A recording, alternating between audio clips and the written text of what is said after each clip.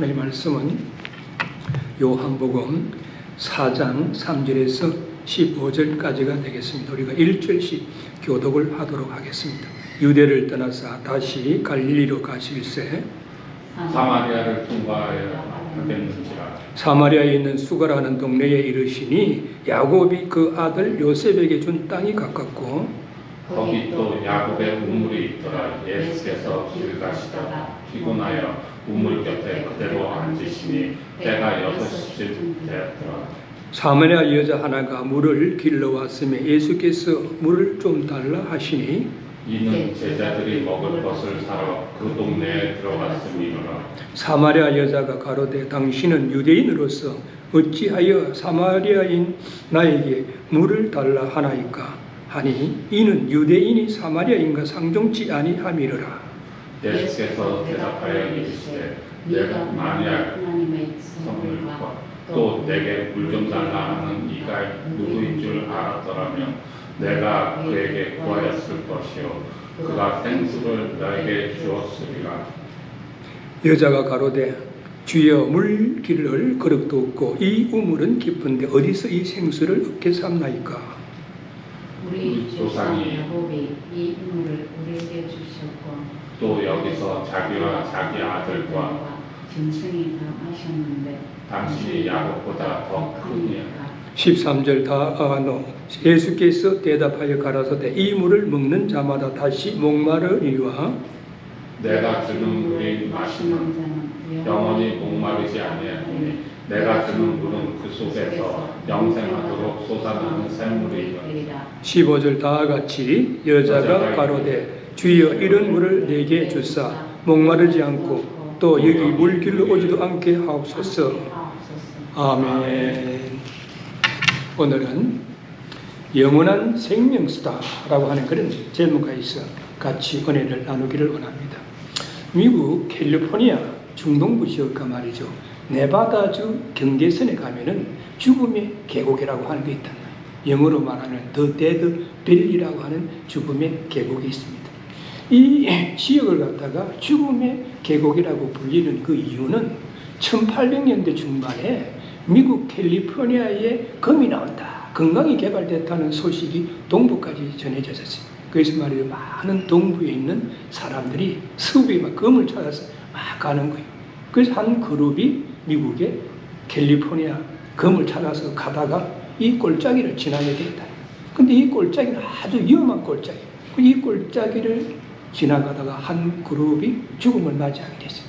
그때 그 죽음의 그 골짜기 함께 있었던 사람들이 이 계곡의 이름을 갖다가 죽음의 계곡이다라고 이렇게 부르게 되었다는 것입니다. 이 죽음의 계곡의 특징이 뭐냐면 첫째는 지상에서 가장 낮은 지역이에요. 우리가 말이죠, 산의 높이, 해발 고도를 관측할 때 해상 높이에서 가지고 그 높이를 관측해요. 그런데 이거는요, 해수면보다도 80m 정도 밑쪽으로 있다. 거기에 계곡이 이렇게 형성이 되어 있는 거예요. 그리고 두 번째는 가장 건조하다. 비가 거의 오지 않는 지역이라는 거예요. 그리고 세 번째는 가장 더운 지역이에요. 그러니까 가장 덥고 가장 건조한 거예요. 그리고 여름에는요, 날씨가 보통 섭씨 43도에서 53도까지 왔다 갔다 하는 거예요. 굉장히 더운 날씨잖아요. 하시로 따지면 하시 100도에서 130도를 왔다 갔다 하는 그런 여름 날씨라는 거예요. 그런데 1913년도에는요, 날씨가 얼마까지 올라갔느냐 하면 섭씨 57도까지 올라가고 하시 134도까지 올라가가지고 기록을 세웠습니다.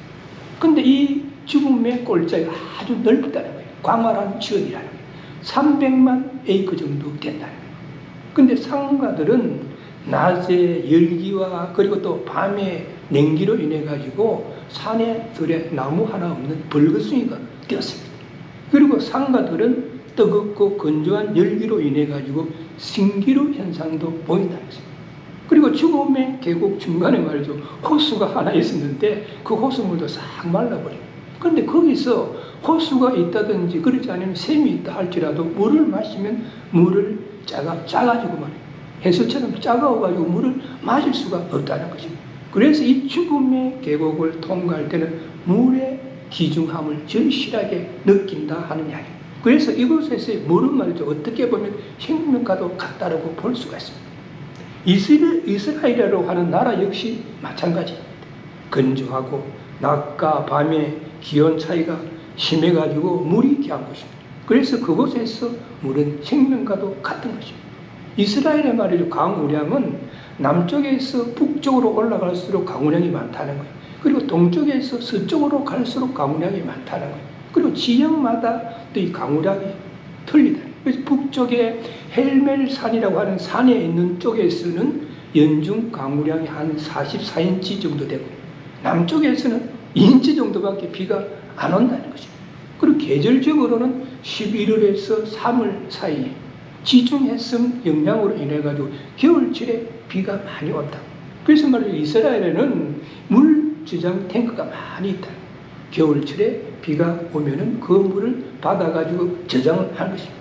한마디로 말해서 물이 귀한 지역이고 물이 생명과도 같은 지역이다라고 볼 수가 있습니다.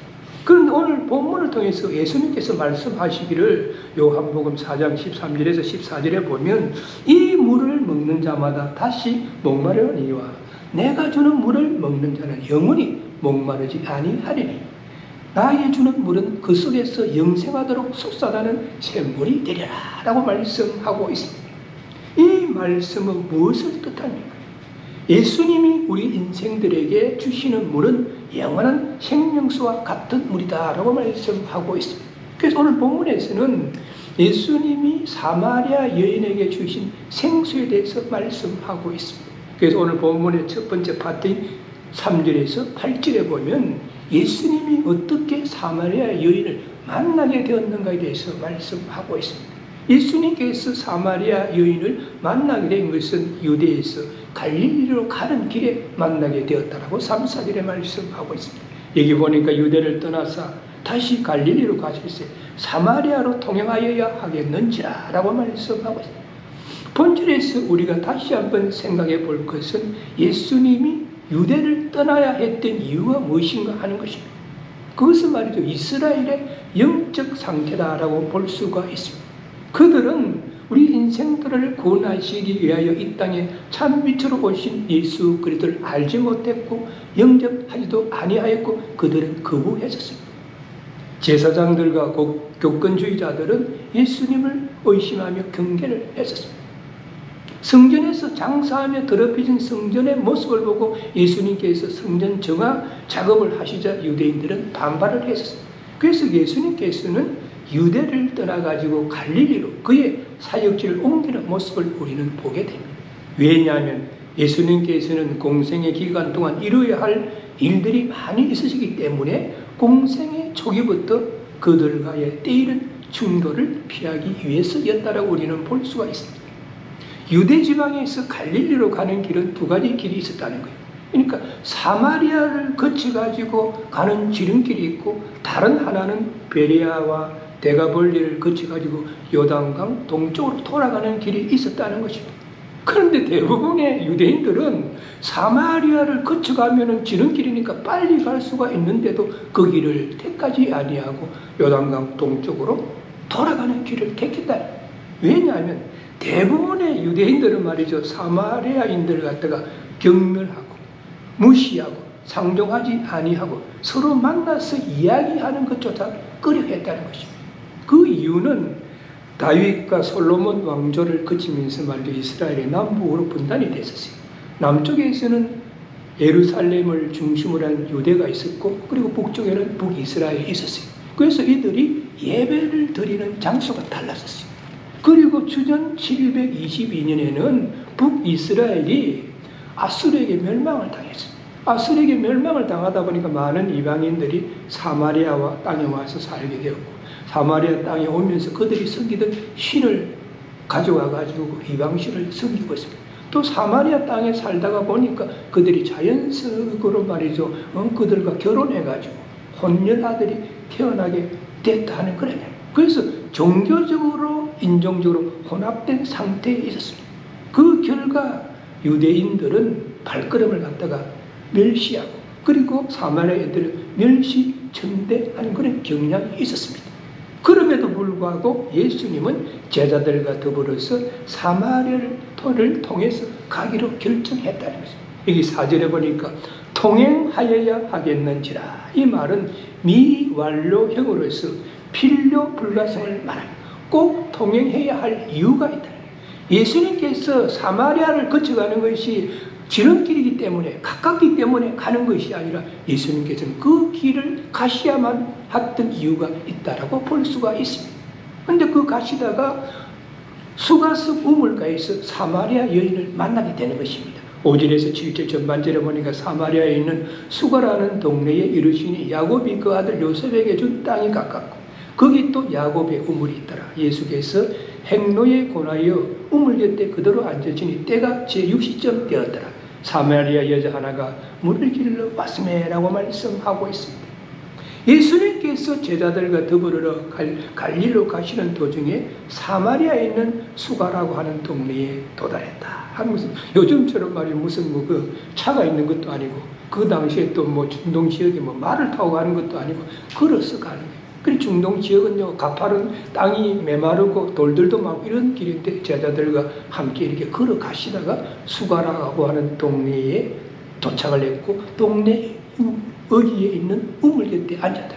옛날 우리도 촌에 가보면은 동네에서 쓰는 우물은 보통 우물 동네 입구에 있다든지 그렇지 않으면 동네 중간에 있었잖아요. 그리고 동네 입구에 아마 우물이 있었던 모양이에요. 우리가 말이죠, 성경에 보면 이스라엘의 역사는 우물과 깊은 관계를 가지고 있음을 볼 수가 있습니다. 물이 귀한 지역에서 필수적이라고 할 수 있는 것은 우물이라고 볼 수가 있습니다. 이스라엘 사람들은 이 우물 때문에 전쟁이 일어나기도 하고, 우물 때문에 지역 간에 또는 종족 간에 다툼이 빈번하게 일어났습니다. 그들은 우물을 얻기 위해 가지고 이곳저곳으로 옮겨 다녔습니다. 그래서 말이죠, 이스라엘에서 부모가 자식들에게 물려주는 유산 중에서 가장 중요한 것은 우물이었다고 볼 수가 있습니다. 왜냐하면 물이 귀한 지역이고 물이 생명과도 같았기 때문이다라고 우리는 볼 수가 있습니다. 창세기 26장 12절에서 15절의 말씀에 보면 이삭이 그 땅에 농사하여 그 해에 100배나 얻었고 여호와께서 복을 주심으로 그 사람이 장대하고 왕성하여 마침내 거부가 되어 양과 소가 떼를 이루고 노복이 힘이 많으므로 블레셋 사람이 그를 시기하여 그 아비 아브람 때에 그 아비의 종들이 판 모든 우물을 막고 흙으로 메웠더라라고 말씀하고 있습니다. 블레셋 사람들이 이삭이 말이죠, 잘 되니까 배가 아파가지고 시기해가지고 그 아비 아브라함이 준 우물을 다 막아버렸다라고 말씀하고 있습니다. 한국 사람은 사촌이 논을 삼으면 배가 아프다 그러는데 아마 중동 사람들도 남이 잘 되면 배가 아팠던 것 같습니다. 물이 귀한 지역에서 우물을 막았다라고 하는 것은 어떻게 보면 간접 살인을 했다라고 우리가 볼 수도 있는 것입니다. 창세기 25장 17절에서 22절에 보면 이삭은 그곳을 떠나가지고 그랄 골짜기에 장막을 치고 우거하면서 다시 우물을 팠더라고요. 우물을 막아보니까 그쪽을 떠나가지고 다른 곳에 가서 우물을 팠습니다. 그러자 이번에는 그랄 목자들과 이삭의 목자들 간에 다툼이 일어났다니. 그래서 그는 여러 번 옮겨 다니면서 우물을 팠다라고 성경은 말씀하고 있습니다. 이처럼 아브라함이 우물을 파서 이삭에게 물려주고 이삭이 우물을 파서 아들 야곱에게 유산으로 물려주었다라고 볼 수가 있습니다. 그래서 본질에서 거기 또 야곱의 우물이 있더라고 기록이 되어 있습니다. 즉 예수님과 제자들이 수가라는 동네에 도착을 했는데 거기에 야곱의 우물이 있었다라고 말씀하고 있습니다. 그런데 예수님께서 행로에 권하여, 예수님께서 말이죠, 제자들과 함께 유대에서 사마리아 수가라는 동네에 걸어서 여행을 하심으로 인해 가지고 말이죠, 피곤하고 지치고 갈증과 그리고 배고픔을 느꼈다라고 말씀하고 있습니다. 예수님께서 인생의 영역에서 볼 때는 우리 인간들과 마찬가지로 길을 걸어가니까 목마르고 길을 걸어가니까 시간의 흐름 속에 배가 고프고 또 행로에 피곤하셨다라고 말씀하고 있습니다. 그래서 말이죠, 우물 곁에 앉았는데 때가 제6시쯤 되었다라고 말씀하고 있습니다. 여기서 제6시라고 하는 것은 우리가 지금 사용하고 있는 로마 시간법이 아닙니다. 유대인들의 6시라고 하는 것은 로마 시간으로 따지면 12시를 말합니다. 난 12시. 그때에 사마리아 여자 한 사람이 물을 길러 왔다. 제자들은 동네에 물도 사고 먹을 것도 사러 들어가고 그때에 사마리아 여자 혼자가 말이죠. 물을 길러 왔다라고 말씀하고 옛날 말이죠. 우리 한국에서 말이죠. 동네에 우물이 있으면은 주로 아낙네들이 물을 길러 오는 것은 난 12시경에 오는 것이 아니라 저녁할 때쯤 되면 물을 많이 길러 오지 않습니까? 저녁에 말을 해야 되고 또 저녁에 물이 필요하는데 그런데 난 12시 햇살이 더울 때에 왔다라고 말씀하고 있습니다. 왜 그렇게 했다라고 생각하십니까?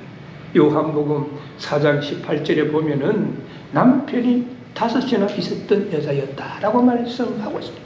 어쩌면 자신의 어떤 인생 문제 때문에 그래서 말이야 사람들이 없는 시간을 택해가지고 이 여자는 야곱의 우물에 물을 길러 왔다라고 우리는 볼 수가 있습니다. 그런데 이 시간에 예수님을 만나는 기회가 된다. 이것이 우연이라고 생각하십니까? 그렇지 않으면 하나님의 인도하심이 있다고 생각하십니다. 여기는 벌써 하나님의 인도하심이 있는 거예요. 그러면 예수님이 왜 사마리아 여자를 만났는가? 첫째는 하나님의 계획과 목적이 있었기 때문인 것입니다. 7절 후반절에 보니까 예수께서 물을 좀 달라 하시니 당시 말이죠. 종교적 그리고 혈통적 혼합지역이었던 사마리아 자체가 부정하죠. 사마리아라고 하는 그 지역 자체가 맞죠. 정통 유대인들이 부정한 지역이에요. 그런데 남자들은 부정한 사람이었고 여자들은 더 부정한 사람으로 보았다.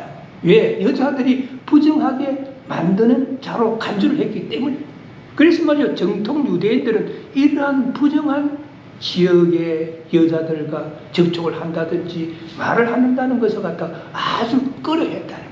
그런데 예수님께서는 이러한 전통을 무시하고 아주 자연스럽게 물을 좀 달라 하시매라고 이렇게 접근했습니다. 왜 그렇게 했다고 생각하십니까? 여기에는 사마리아 여인을 향한 하나님의 계획과 목적이 있었기 때문이었다고 볼 수가 있습니다. 그 계획과 목적을 이루기 위해 가지고 예수님께서는 사마리아 땅을 갖다가 통행했고 수가성 우물가에서 사마리아 여인을 만나가지고 물을 좀 달라고 한 것입니다. 이것이 바로 예수님의 전도 방법이었다고 우리는 볼 수가 있습니다. 우리가 말이야 한 사람의 영혼을 구원하기 위해서는 우선 그 사람과 나 사이에 막혀있는 마음의 장벽을 그물해야 하는 것이죠. 어디 마음의 장벽뿐이겠습니까? 신분의 장벽도 무너뜨리고 문화의 장벽도 무너뜨리고 모든 것을 갖다가 깨어버려야 하는 것입니다. 그럴 때 비로소 진정한 대화가 이루어질 수 있는 것이고 복음을 설득력 있게 증거할 수가 있는 것입니다. 예를 들어서 말이야 어떤 사람이 말이야 어떤 사회적인 직분이 낮다든지 그렇지 않으면 이 사람이 말이죠 사회에서 문제가 있는 사람 이런 사람 가려서 전도하는 것이 아니라는 거죠. 어떤 형편과 처져 있던 사람이든지 간에 우리는 마음의 문을 열고 접근해서 그 사람에게 복음을 전할 수 있는 믿음의 소유자가 되어야 된다는 것입니다. 그때 사마리아 여인의 반응이 어땠습니까? 예수님께서 말이죠 사마리아 여인이 아무런 마음에 거리낌도 없이 부담 없이 물을 좀 달라고 하니까 사마리아 여인은 깜짝 놀랐던 거예요. 9절에 보니까 사마리아 여자가 가로되 당신은 유대인으로서 어찌하여 사마리아 여자 나에게 물을 달라 하나이까 하니 이는 유대인이 사마리아인과 삼종치가 아니하리라 라고 말씀하고 있습니다. 물을 좀 달라는 예수님의 말씀에 사마리아 여인은 의아해가지고 놀라가지고 방문을 했습니다. 이처럼 당시 말이죠 유대사의 유대인들도 사마리아인들을 경멸하고 천대꾸리기로 여기고 또 사람들을 말이죠 인구 조사를 할 때 숫자에도 넣지 않았다는 것입니다. 이러한 상황에서 상종도 하지 않는 사마리아 여인에게 말을 건넨다는 그 자체가 어떻게 보면은 파격적이고 상식을 초월하는 그런 일이었다고 우리는 볼 수가 있습니다. 만일 말이죠 예수님이 새 단체를 어떻게 만들기 위해 가지고 그 간부 요원으로 선택이 된 12 제자들을 갖다가 경영 상당소에다가 그들의 자격 심사를 갖다가 의뢰했다라고 우리가 한번 가정했죠. 예수님 어떤 단체를 만드는데 자신이 말이 다리고는 12 제자에 있던 어떤 사람인가 라고 좀 조사를 좀 해주시오 라고 이렇게 했다라고 하면 어떻게 되겠습니까? 그럼 그 단체에서 나사렛 예수 기아가 의뢰한 12명의 이력서를 검사하고 또 심리 테스트한 그 직업 적성 검사를 모아가지고 컴퓨터에 넣어가지고 이런 결과가 나왔습니다. 일반적으로 그들은 기아가 계획하는 새 단체의 간부 사원으로 자격이 부족합니다. 라고 이렇게 나왔을 수 있다는 거죠. 그 이유는 뭐냐면 학력이 낮고 경험이 부족합니다. 그들은 단체 관념이 없고 협조 정신이 약하여 경영 관리자라서 적합하지 아니합니다. 라고 이렇게 나왔을 것이에요. 그리고 또 세부적으로 그 제자들에 대해서 그 이야기를 한다면 시몬 베드로는 정서적으로 말이지 안정성이 결여되어 있고 성격이 너무 급한 자입니다. 그리고 안드레는 한마디로 무능력자입니다. 남의 뭘 갖다가 지도할 그런 능력이 없는 사람입니다. 세베대의 아들 야고보와 요한은 형제는 회사의 이익을 제쳐놓고 개인의 이익을 먼저 추구할 사람들입니다. 도마는 매사에 말이지 부정적이고 질문을 잘하고 그리고 또한 추진력이 없는 사람입니다. 마태라고 하는 사람은 자기의 이익을 위해서 무슨 짓이나 할 수 있는 사람입니다. 알페오의 아들 야고보와 다데오 이 두 사람은 사회혁명을 노리는 가격한 불온 사상에 감염되어 있어가지고 기아가 생각하는 온전한 집단에 부적합니다. 라고 이렇게 결론이 나왔을 것이다. 그래서 기아가 추천한 12명 중에 긍정적인 해답을 드릴 자격자는 한 사람뿐입니다. 바로 가룟 유다입니다. 그는 능력과 가능성이 있고 사회 지식도 풍부하며 예민한 시립인의 감각과 그리고 판단력이 있습니다. 라고 이런 결과를 발표했을 것이다. 그런데 실제 우리의 역사에서 어떤 일이 일어났습니까? 예수님의 새 단체라고 할 수 있는 교회의 틀을 닦은 사람들, 그리고 2000여 년의 세계사의 물줄기를 바꿔놓은 사람들은 예수님께서 새 단체를 일할 수 있는 사람이 어떤 사람인가 의뢰해 달라고 했을 때에 11명의 제자들에게 부적합하다라고 판단을 내렸지만 오히려 그 사람들이 적합한 사람들이다. 그리고 그 단체에서 가장 유력한 사람은, 유능한 사람은 유다라고 했는데 그 사람은 비신자가 되었다는 것입니다. 이 모순에 대한 대답은 오직 하나입니다.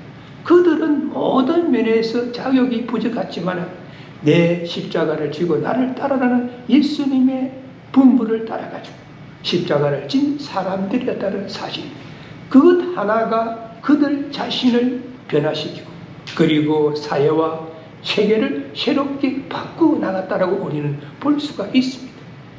이처럼 말해 예수님께서 험한 인생을 살아왔고 세상적으로 멸시받는 사마리아 여인을 만난 것은 하나님의 계획과 목적 때문이었다고 볼 수가 있습니다. 하나님은 잘나고 똑똑한 사람만 택하는 것이 아니죠. 세상적인 지위가 높은 사람, 지식이 많은 사람, 이런 사람만 택하는 것이 아닌 것입니다. 못난 사람도 택하고 이 세상에서 넘어지고 쓰러진 사람도 택하는 것입니다. 이 세상에서 버림받은 사람도 하나님께서는 택하신다는 사실을 우리는 볼 수가 있습니다. 그래서 말이죠, 사랑의 주님은 하나님의 계획과 목적을 이루기 위해 가지고 사마리아 여인을 만났다고 볼 수가 있습니다. 이처럼 우리 주님도 오늘도 우리를 향해서 팔을 벌리고 하는 미소를 짓고 계시다는 사실을 우리는 알아야 할 것입니다. 두 팔을 넓게 펴신 주님의 꿈을 향해서 달려나갈 때 우리에게는 위로와 평강과 생명이 넘쳐나게 될 줄로 믿습니다. 또 두 번째로는 예수님의 구원 선미를 이루기 위해서 사마리아 여인을 만났다라고 10절에서 말씀하고 있습니다. 이게 보니까 예수께서 대답하여 가라사대 내가 만일 하나님의 선물과 또 내게 물 좀 달라 하는 이가 누구인 줄 알았다면 내가 그에게 구하였을 것이요 그가 생수를 내게 주었으리라라고 말씀하고 있습니다. 예수님께서 사마리아 여자에게 말씀하신 내용에서 알아야 할 두 가지가 있습니다. 첫째는 하나님의 선물이 무엇인가 하는 것입니다. 그것은 영원하니 목마르지 아니하는 생명이 되는 생수인 것입니다. 우리 인간에게 구원이 어떻게 주어지는 것입니까? 하나님의 은혜와 믿음으로 주어진다라고 에베소서 2장 8절에서 말씀하고 있습니다. 은혜라고 하는 것이 무엇입니까? 하나님께서 우리 인간에게 주시는 값없이 주시는 선물을 갖다가 이야기하는 것입니다. 두 번째는 물을 좀 달라 하시는 이가 누군지 알아야 한다는 것입니다. 생수의 근원이 되시는 분, 즉 길이요 진리요 생명이 되시는 예수 그리스도를 알아야 한다는 것입니다. 왜냐하면 그가 생수를 내게 주었으리라 라고 말씀하고 있기 때문입니다. 그 여자가 뭐라고 이야기합니까? 11절에 보니까 여자가 가로되 주여 물길을 걸어도 없고 이 우물은 깊은데 어디서 이 생수를 얻겠사옵나이까. 사마리아 여인의 반응입니다. 이 여인은 예수님이 물을 좀 달라고 하시는 말에 놀랐는데 이번에는 생수를 주신다라고 하니까 도저히 이해가 할 수 없어요. 목이 마르다고 물 좀 달라 했다고 이제는 본인이 생수를 준다라고 하니까 이해하지를 못했습니다. 그러나 이 여자는 자기에게 말하는 사람이 보통 유대인이 아니라는 것을 갖다가 직감하게 되었습니다. 그래서 이 여자는 예수님을 보고 주여라고 이렇게 불렀다는 것이죠. 그럼에도 불구하고 도저히 이해가 되지를 아니했습니다. 생수라니 물기를 두레박도 없지 않은가. 뿐만 아니라 이 물은 깊은데 여전히 세상적인 생각에 사로잡혀가지고 어떻게 생수를 공급받을 수 있는지 의문을 떨쳐받을 수가 없었다는 것입니다. 그래서 12절에 다시 이 사마리아 여인이 질문합니다. 우리 조상 야곱이 이 우물을 우리에게 주었고 또 여기서 자기의 아들들과 짐승이 다 먹었으니 당신이 야곱보다 더 크니까? 라고 질문을 하는 거예요. 수가 마을에 있는 이 우물은 우리 조상 야곱이 주어가지고 대대로 내려오면서 온 동네 사람들과 짐승들이 갈증을 해소해 왔는데 당신이 구하기만 하면 생수를 준다고 하니까 그러면 당신은 야곱보다 더 큰 자란 말입니까? 내 생각으로는 그렇지 않다라고 불신적인 그런 생각을 가지고 말을 하는 것입니다. 여기서 우리는 사마리아 여인의 어떤 그 참 영적인 무지를 볼 수가 있는 것이고 또한 우리가 우매성을 볼 수가 있습니다. 귀는 있는데 예수님께서 말씀을 하는데 신령한 말씀을 알아들을 수가 없다는 거예요. 눈을 가지고 있지만은 보지 못하는 영적 소경의 상태에 있었다라고 우리는 볼 수가 있습니다. 어떤 화가가요 소망을 형상화하는 그런 그림을 갖다가 다 그려요. 그 그림의 배경은 한밤중에 한 사람이 조그마한 배를 타고 호수를 가로지를 가고 있습니다. 그런데 배가 마치 순탄하게 항해를 하는 것이 아니라 거센 파도가 막 몰아치는 파도가 걸려져 있고 그리고 강한 바람이 불어오는 그런 모습이 배의 그림에 담겨 있고 그리고 배는 순탄하게 항해하는 것을 흔들리는 이런 모습으로 그려집니다. 이 가운데에서 별이 강한 빛을 갖다가 발하고 있었다는 거예요. 그때 이 배를 갖다가 노져가는 이 사람은 그 별을 갖다가 다 응시하고 있었습니다. 이 그림을 그린 화가는 그림 밑에다 다음과 같은 글을 써놓았다고 합니다. 내가 저 별을 잃어버리면 나를 잊어버리는 것이고 나를 잃어버리면 모든 것을 잃어버린다라고 하는 그림을 갖다 글자를 그 그림 밑에다 써놨다는 것입니다. 이처럼 우리 주위에는 주님께서 우리를 구원의 길로 인도하시는데도 깨달아 알지 못하고 사마리아 여인처럼 자신을 잊어버린 자들이 많이 있다는 사실을 우리는 알아야 할 것입니다. 그러면 예수님이 사마리아 여인과의 대화가 우리에게 주는 교훈이 무엇인가? 첫째는 세상의 우물물은 다시 목마르다라고 13절에서 말씀하고 있습니다. 예수께서 대답하여 가라사대 이 물을 먹는 자마다 다시 목마르니와 라고 말씀하고 있습니다. 누가 준 우물을 마시든 간에 누구든지 이 우물의 물을 마시면 일시적인 갈증은 해소될지 모르지만 만족함을 얻을 수 있을지 모르지만 영원한 것이 못 된다라고 말씀하고 있습니다. 이것이 세상의 우물이 가지는 특성이다라고 우리는 볼 수가 있습니다. 누가복음 16장에 보면 한 부자와 나사로의 이야기가 나옵니다. 한 부자가 말이죠. 자색 옷을 입고 고운 옷을 입고 날마다 화로운 생활을 하면서 안락한 생활을 누렸습니다. 그런데 나사로라고 하는 거지는 부자의 상에서 떨어지는 음식으로 배를 채웠다라고 말씀하고 있습니다. 그런데 이 부자는 한갓 지나가는 세상에서 세상의 우물물을 마셨기 때문에 목마른 생활을 한 것에 불과했습니다. 후일 부자는 죽어가지고 말이죠. 지옥에서 고통받는 그런 생활을, 목마른 생활을 하던 중에 그가 말이죠. 다 이렇게 위를 바라보니까 아브라함의 품에 나사로가 안겨 있는 것을 봐요. 자기의 상에서 떨어지는 음식으로 배를 불렸던 나사로가 아브라함의 품에 안겨 있는 것을 자기가 봤어요. 그래서 이 부자는 지옥에서 영원한 목마름 가운데서 말이죠. 신음하면서 아브라함에게 이렇게 이야기합니다. 나사로를 보내가지고 그 손가락 끝에 물을 찌어가지고 내 혀를 서늘하게 해주십시오 라고 이렇게 예언했었습니다. 여기서 우리가 알 수 있는 것은 무엇입니까? 세상이 주는 우물물, 즉 어떤 말이죠. 세상적인 어떤 물질이라든지 세상적인 권력이라든지 세상적인 명예라고 하는 것은 일시적으로 우리에게 행복함을 줄 수는 있지만은 영원한 것이 못 된다라고 우리에게 이야기를 하고 있는 것입니다. 그러면 예수님이 주시는 생수는 어떤 역할을 하는 가 영원히 목마르지 아니하리다라고 14절에서 15절에 말씀하고 있습니다. 내가 주는 물을 먹는 자는 영원히 목마르지 아니하리니 나의 주는 물은 그 속에서 영생하도록 솟아나는 샘물이 되리라. 본절에서 말이죠. 누구나 신분 여하를 막론하고 예수님이 주시는 물을 마실 때에 영원히 목마르지 아니한다라고 말씀하고 있습니다. 여기서 주시는 예수님이 주시는 물이 뭐라고 생각하십니까? 요한복음 14장 6절에 보면 길이요 진리요 생명되는 예수님의 말씀입니다. 길이요 진리요 생명되는 예수님의 말씀을 우리가 들을 때에 우리는 영적인 갈급함을 느끼지 아니한다라고 말씀하고 있습니다. 그럼 예수님이 주는 물은 어떤 물인가? 여기 보니까 이 물은 영생을 주는 생명수다라고 말씀하고 있습니다.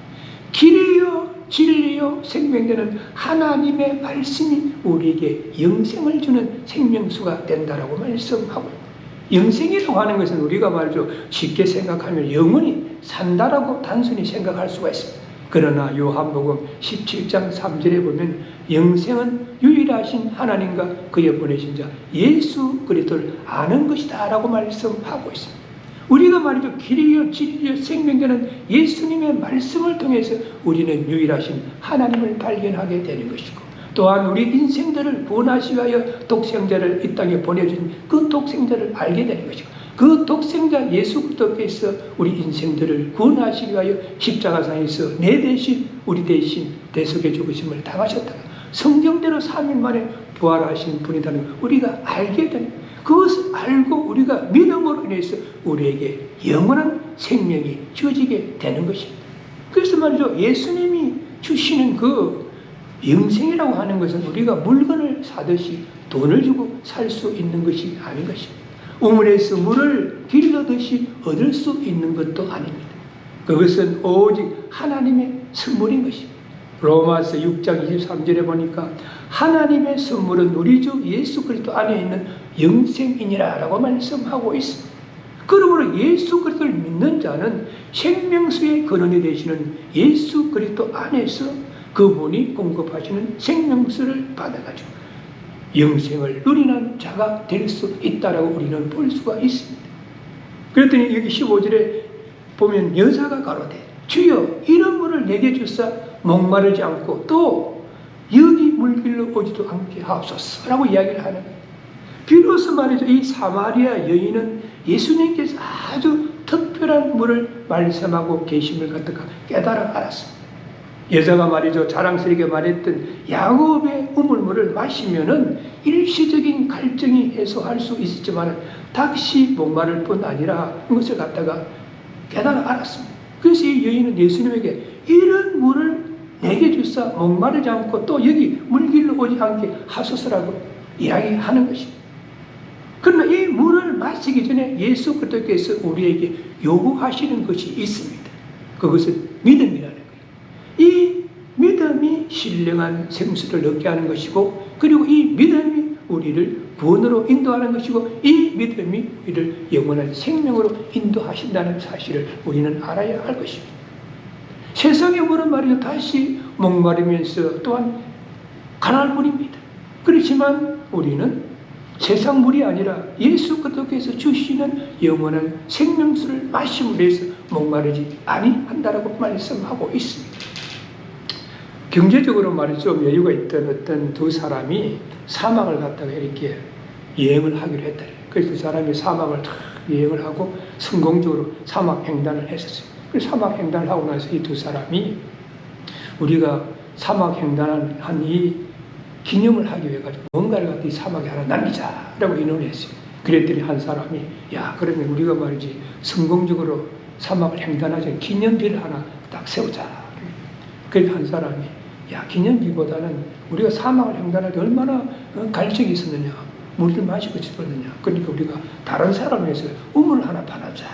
그랬더니 한 사람이 야 무슨 소리 하는데 기념비를 하나 해서 한 사람 우물 파자. 자꾸 의견이 왔다 갔다. 그래서 두 사람이 그러면 좋다.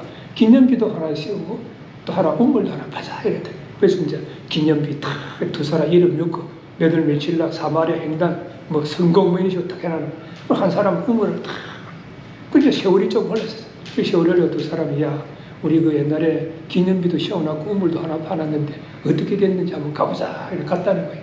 이렇게 갔더니 기념비는 모래바람에 바람이 불어 모래에 기념비는 그냥 묻혀버린 거예요. 그런데 우물물은 그대로 남아요. 우물물을 마시니까 옛날에 자신들이 파서 마시던 그 우물물은 그대로 유지하고 돼요. 그리고 이 우물물은 그 뒤에 사막을 횡단한 사람들이 왜 물을 마시고 갈증을 해소했다 하는 이야기.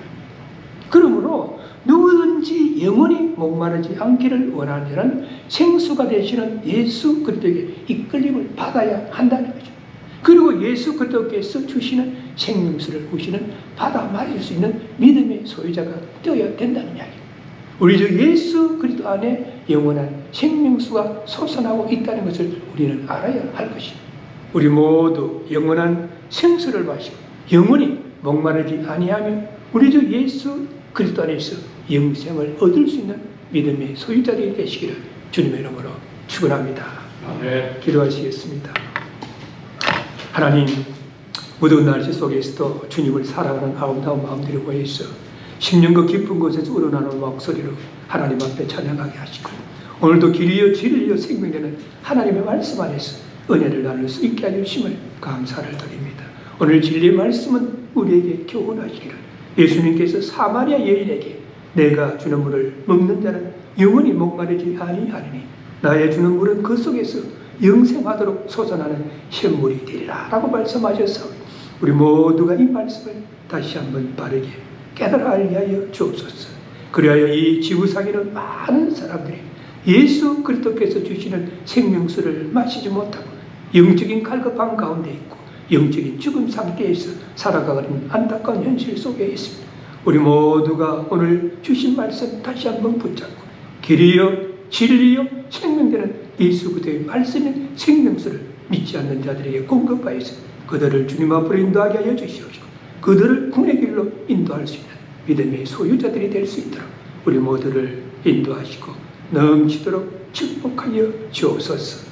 우리 주 예수 그리스도의 이름으로 간절히 기도드리옵나이다. 아멘.